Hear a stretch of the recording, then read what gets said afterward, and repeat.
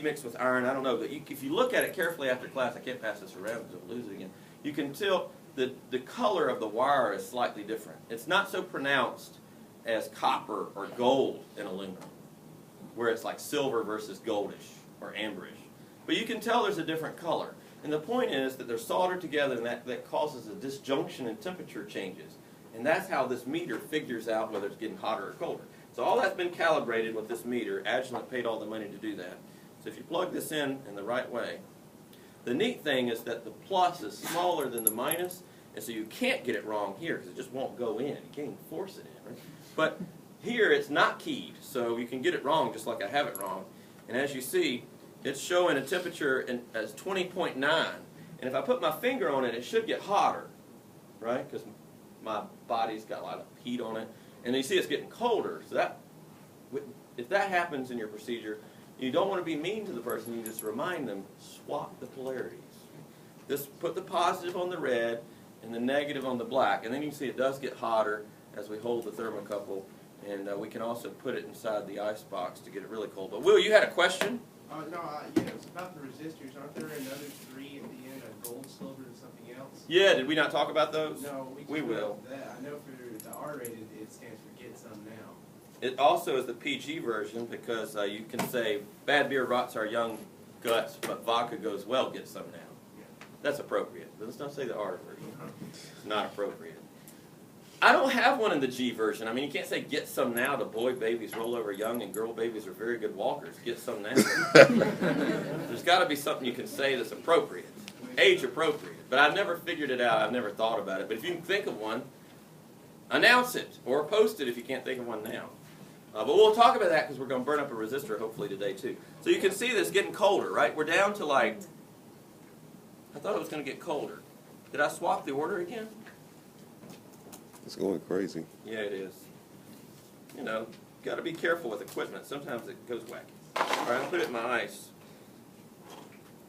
And then I'll close it carefully without pinching it. All right. All right, I'm going to turn it off and turn it back on again because I swapped. All right, I got the plus on the red, everything here. All right, turn it on. Oh, it was there's no way that's negative. All right, so this is one reason I have 2 meters. I can imagine it be -1, but not -20. It's just crazy. All right, here is our other thermocouple. We'll put it in there. Oh my goodness, all our wires get all tangled. And you don't want to have these two get crimped because then the two wires might, they are insulated, so they shouldn't touch. Hey, Graham. Yeah. It's the orange one. Is that Celsius or Fahrenheit? So the orange one only does Celsius, Okay. but to the 10th place, right? Remember the BK Precision model number what? 390A, right? 390A. Why do I even tell you this? Well, when you write your procedure, you will want to tell the reader which one we're using, right? And another thing you could do is Google these images instead of taking the pictures of these actual devices, and you could use those images in your procedure if you wanted to. But if we put this in the ice box somewhere, I'd like for you to stay down in there. I don't have any dry ice. Someone wanted me to use dry ice, but I do have some salt if we wanted to get a little cooler. So we'll put it on Fahrenheit.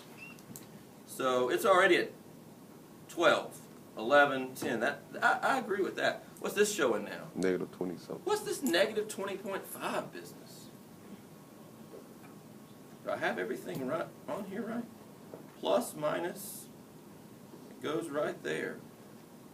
And yet, it's showing these strange numbers. So, it wasn't doing that last night, so we might not be able to use that one.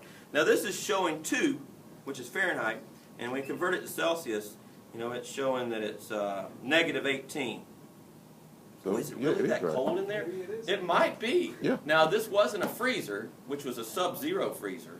Sub-zero in terms of even Fahrenheit. So it could have been, and now that it's ice, it's probably going to warm up, which is really bad. Let's get it some heat. Because we need to make sure that when this is in there, that we're at one temperature and it doesn't change, right? And if it's frozen, it should stay at the one temperature. So we're going to measure this resistance at room temperature. And the room temperature in this room is probably not 20. What is it? It's in this upper right-hand column. It is kind of cooler than yesterday. Maybe because outside it's getting cooler. But you see that? It says that it's 20.5 in the room. Now, another way we can find out is which one is this one. We should have used different colored thermocouples. Wave this around. All right, this should warm up pretty quick. It's warming up. It's 13. But I do like where we've got this upper right area where there's a thermocouple built into the multimeter, and it's telling us what the temperature in the room is, right? So it's interesting that it's 20.5 in the room and it's negative 20.7 inside the box. Very interesting. All right, so now this is at 16. So I would go with 20.5. So we better write this down somewhere. Does this pen work? So our room temperature is really not 20. Maybe I should use a lowercase t. T of the room in our class is 20.5. Last night it was like 22 point something. So the room gets hotter, I guess, during the day. So it's still, now it's 20.6, but we wrote down 20.5. Let's measure the resistance of this. How are we going to do that? This is important that we say how, because we got to write this down so that the reader can do it. We can show pictures. So we got to measure the resistance of this reel, right? This is what Felix did in the hot truck. So what do we do with these wires? Which meter are we going to use? We could use both, but we got to use one. So I'll take this off momentarily. So this is a multimeter. It measures multiple things. What do I change the knob to? Ohms, which looks like the horseshoe-looking thing, right? Upside down horseshoe. Or the ohms, the omega symbol. So it's right here. And after class, if you want to get closer in front, because there's plenty of seats right here. If y'all want to sit, it's more fun to sit in the back. All right, so ohms is right there. And now I need to place the red wire in which one of the portholes? The red. There's 3 reds. AC. AC. Or are you doing DC? Very good question. There's actually 2 holes on the left. One says A. What do you think that stands for? Amps. Right. Then there's one that says mu A and MA. What does that stand for? Microamps and milliamps. Right. So these 2 are all for current. And then this one has these different icons. A diode-looking icon, a V, the horseshoe omega thing, and a capacitor. Right. So this red one is the one that does most everything. Right. So that's the one you want to use. You want to tell them to use the lower right one if it is this meter. But notice this meter don't have, oh, it does have a lower right one. And it's got yellow for the current. So we'll plug in there. And then we've got the black probe. Someone asked what these are. Remember what these are called? It's a fruit. Banana. Doesn't that look like a banana? I don't know, I can't see. Yeah, you just sit right here, Will. I like you. It doesn't look. You usually sit up there No, in the that's ethics not class. Wednesday. So the black one goes where? There's only one black porthole, right? Now we could use different colored wires. This is because we know as humans we like to keep things simple. So now I've got one wire on one side and one wire on the other side. And what do I do with my wire here? Or where's the wire here? This is the cool news. It's not polarized. So it doesn't matter whether the red wire is attached to one end and the black wire is attached to the other end. But it does matter that I attach them. Right? So an alligator clip would be nice, but I imagine no one brought theirs. So what we can do with this wire is there's the wire, and we can just squeeze it into the banana. What do y'all use bananas for? So put this in the banana. All right, so now that wire is there. Now why do I not, we talk about how I don't want to touch it with my fingers. Why would I not want to touch it? That's something you want to put in your procedure too. You can say, caution. Yeah, don't let it touch your fingers because it includes your body's resistance. And we licked our fingers and saw that the resistance went down when we licked our fingers? Oh, we did that in the day class, or the evening class. So I'll measure my resistance in my body. Here it is. Can you see what that says, Austin? It's ranging anywhere from 600 to 700 kiloohms because my body doesn't have a fixed resistance like a resistor does. But it's somewhere in the range. Now up to 800. But it's in the order, 600 to 800. Can we back down to 700? Then we lick our fingers. Oh, that's fun. And then we touch it. And look at it. It's down to like 100 kiloohms. So you can see a significant drop. And what's the point of that? Don't touch electricity. Right? Because your body conducts electricity. If I take this plastic and I measure the resistance between this end of the plastic and this end of the plastic, what am I going to get? Yeah, I'm not going to get anything because it can't read anything. This is a very good insulator. In fact, I could connect this plastic inside that 100. It's too big. But I could take this smaller plastic and put it in there and touch it all day long, right? But if I stick this wire in that 120 and touch the wire, I will feel it. Right? It won't kill me. You'll- No, not right now. You think you see me without, but I'm just properly caffeinated right now. If I got electricity in me, it's dangerous.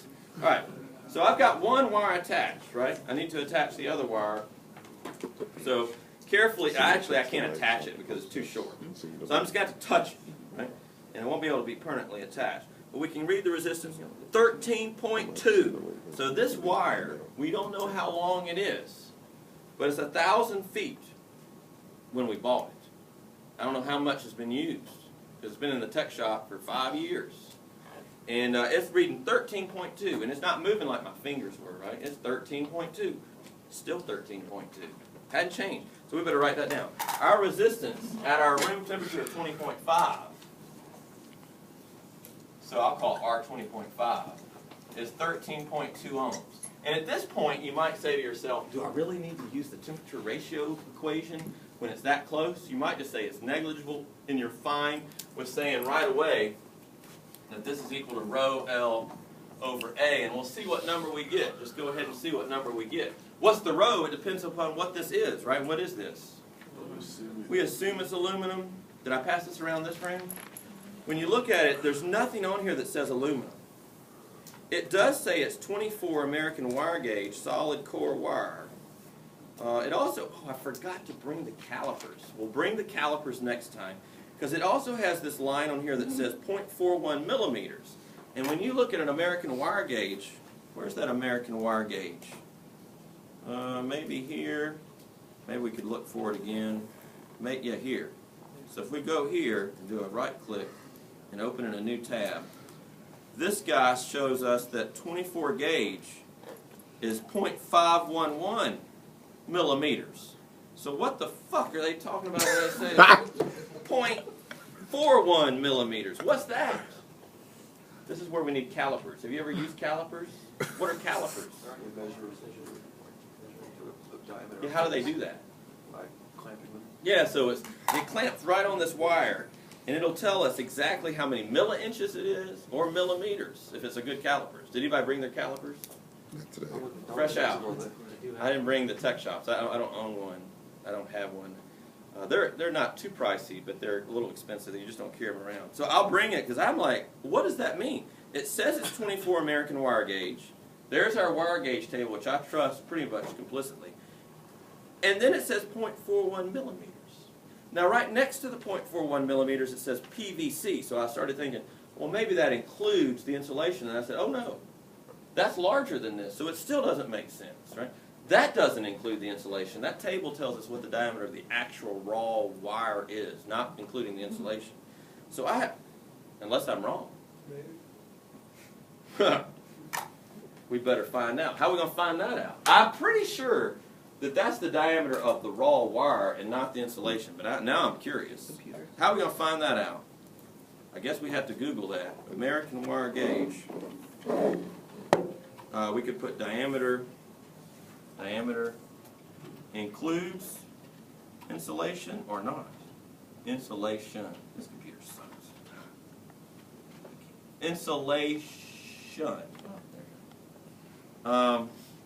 That's what we were just looking at. That's what we were just looking at. Is there anything on this that said it includes the insulation? The table below, the diameter information in the table applies to solid wires, which that is, what's the difference between solid wires and stranded wire? Yeah, so within the insulation, it's like this one. You can maybe see this here on the front row. This is stranded wire, right? Because in the stranded wire, there's not just one solid core of conductor there. There's a bunch of them, right? It's cheaper to do that, right? There's no real big, it is more flexible. Because if you had 10 gauge wire that was solid core, it wouldn't be this flexible. Anyway. So what else does it say about that? Stranded wires, blah, blah, blah. Fusing current, blah, blah, blah. The table below, blah, blah, blah. It doesn't say whether this diameter is the raw wire or including the insulation. What about the last sentence? Well, that's another thing. I'd rather read what it says because it's a confusing thing. Skin effect is the tendency of alternating electric current to become distributed within the conductor such that the current density is larger